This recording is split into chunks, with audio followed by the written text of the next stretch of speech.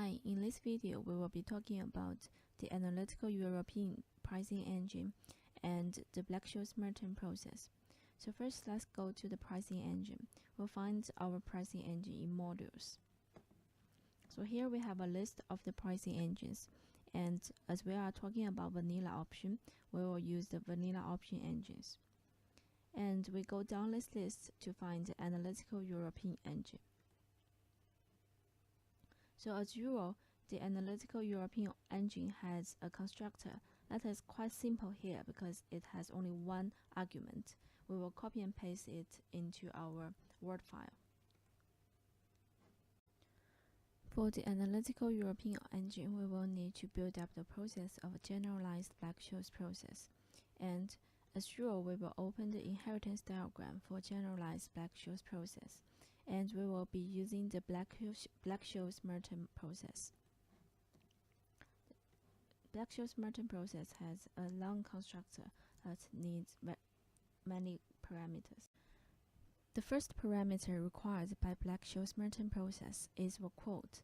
The quote is x0, that is the beginning price of your underlying asset. So for quotes, we have multiple choices of how you would like to quote your current price. But since we have just the current price, a real value, we will use the simple quote. And simple quote is, as indicated by its name, quite simple because it has only one parameter, and that is just the real value of your current price.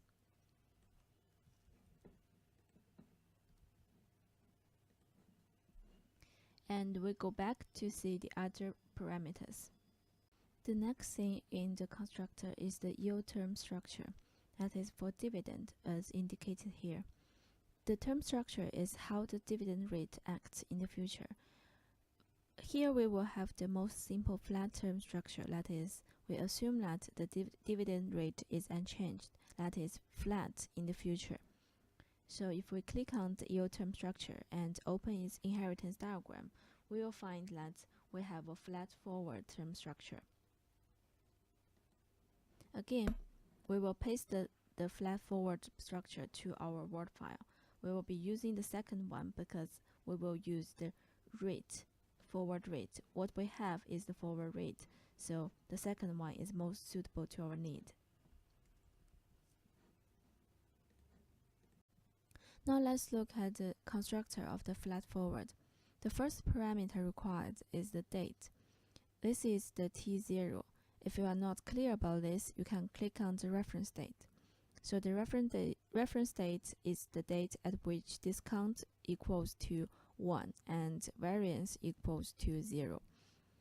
A zero variance means that everything is already known, so that is often today. At this point, the stock price has no uncertainty.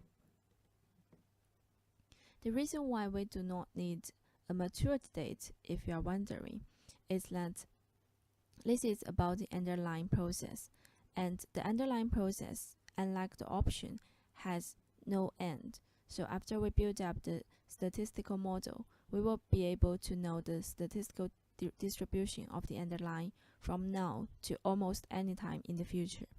It is only when the process is used to price this specific option does the maturity date matter. This is again about distinguishing among different parameters. I think if you can make very clear among the parameters and know which part of the analysis do they come in, you will have a better understanding of the process. Now let's go back to Quantlib and look at the second parameter. The next thing needed is the rate, that is the forward rate from the beginning date to the future. So the rate here is in fact just of a real type. You can see here. So to the processor, it doesn't matter if you define it as real or as rate. The reason why we use rate here is that it will make it very clear to yourself and to other readers of the program that you are defining the interest rate. The next parameter required is the day counter. So this is about the day counter convention. We will just follow the most widely used day counter convention, that is the business 252. The next two arguments as you might already noticed, have default value already set. For compounding, we will be using the continuous compounding, and for frequency, we will use annual frequency. If later you would like to calculate a different option with different settings, for example, if the rate given is semi-annual, you may set the fifth argument to semi-annual. But for our case here, we will just stick to the default settings. So we will only specify 3 arguments for the flat forward. So that's all about the dividend yield term structure, and let's go back to our main constructor. So the next parameter required is still the term structure, and this is about the risk-free rate. It is all the same with that of the dividend, except for the rate here refers to the risk-free rate, so we will skip this part.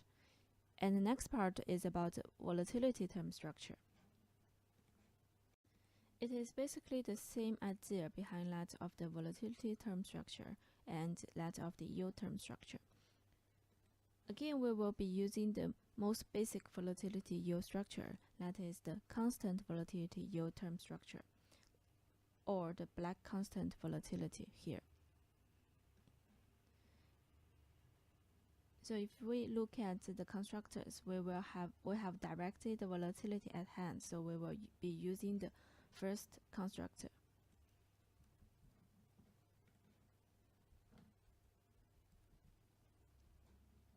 And we will go through the parameters one by one. The first is date, that is T0, the beginning date of your process. And the second one is calendar. If we click on calendar, we can see it has many kinds of calendars here that is used in many countries and districts. We will follow the target calendar here. That is the calendar used by an interbank system in European Union. Of course, you can adjust your calendar and use calendars from other countries or districts. But to make your result comparable with mine, I suggest that you keep the target calendar. The next parameter is volatility. Because we have a constant term structure, the volatility will be stable and flat in the future. That is, our volatility will just be a number. And if we click on the volatility here, we can see that the volatility is in fact of real type. So to the processor, the volatility type is just the same as the real type. The last one in the constructor is the day counter. We will again follow the business 252 day counter convention. And now we have everything ready for the Black-Scholes merchant process. If we go back to the main constructor, you might have noticed that there's one last thing left here. That is the process of discretization of a continuous process. The discretization is necessary for the numerical calculation of the computer for the valuation process, but it has a default setting that is use the Euler method, and we will stick to it here. So we will only be concerned about the first 4 parameters. And in our next video, we will talk about the coding.